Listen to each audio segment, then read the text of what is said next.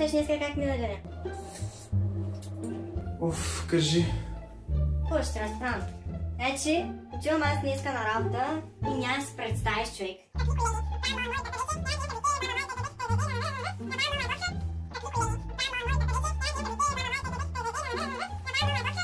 Представяш ли си?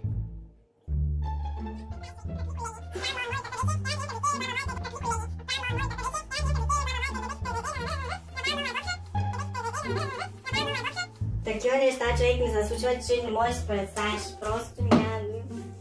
И тъй, не, общо взето. Да, разбра. Уф, знаеш какво? Що ми вземеш съвет, приятелка? При съвет, че занимавам с тебе.